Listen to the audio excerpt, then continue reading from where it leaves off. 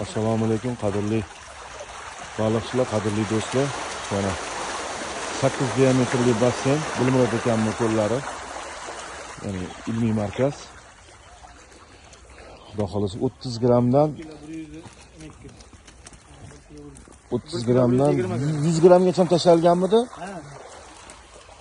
100 grammgacha tashalgan edi. May oyidan boqilgan edi bu baliqlar. Mana bu yerda nima deydi? Normada boqilmagan bu baliqlar. 1000 dona tashalgan. 1000 dona.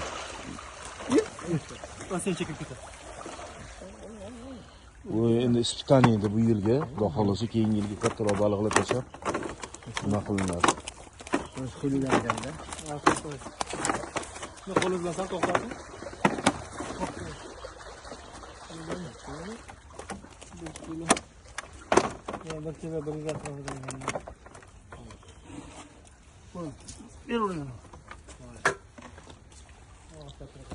Mana ko'rsanglar bo'ladi, bemalol basseynlarda boqsa bo'ladi. Faqat kattaroq tashalinadi. Chunki bu yerda suv sovuqroq. Shuni hisobiga o'sish sal nima bo'lgan. Lekin 30 grammdan 100 grammgacha baliq qapshim chiroyli mana hozir. Kattalarni ham shishadi.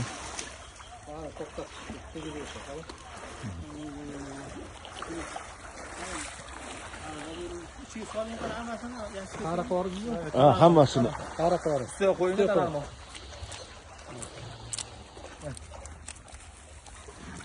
So'nya birdan qo'ying. Javl qo'yingmi? Xudo xolasa buni basseynlarda ham boqishlarni yo'lga qo'yamiz inshaalloh. Kilo 200.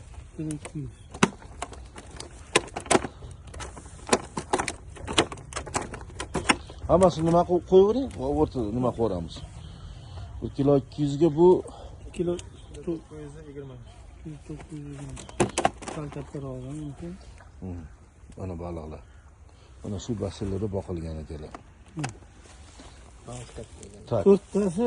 To'rttasi 5 kilo 60 gram. To'rttasi 5 kilo 60 gram. Vaqtim zo'r o'sgan. 30 dan 100 grammgacha bo'lgan baliqlar o'rtoqlar. Ishim zo'r. Alaylar to'yimlarda boqilgan bu baliqlar. Faqat suv haliga nima bo'lgan? Suv berib turilgan. Ya'ni doimiy suv bilan aylangan, keyin haliga bunaqangi motor bilan suv haydab havo haydab turilgan. Qancha chiqdi? 1 kilo 700. 680. 1 kilo 680. Juda zo'r natijalar.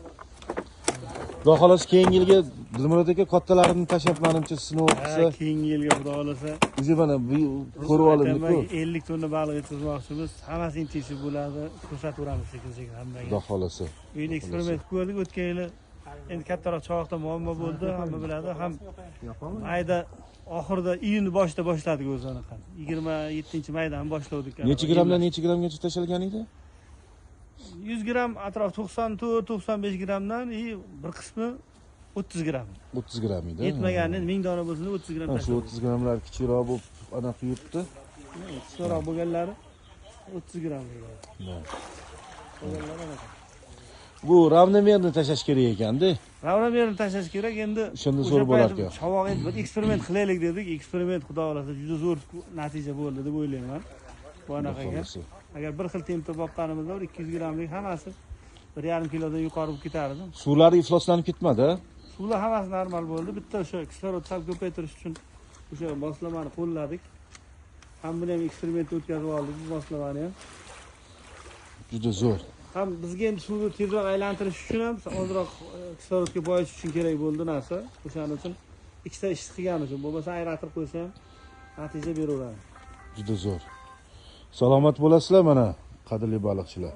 Xudo xolasa basseyn suvlarida ham zo'r natijalarni olamiz.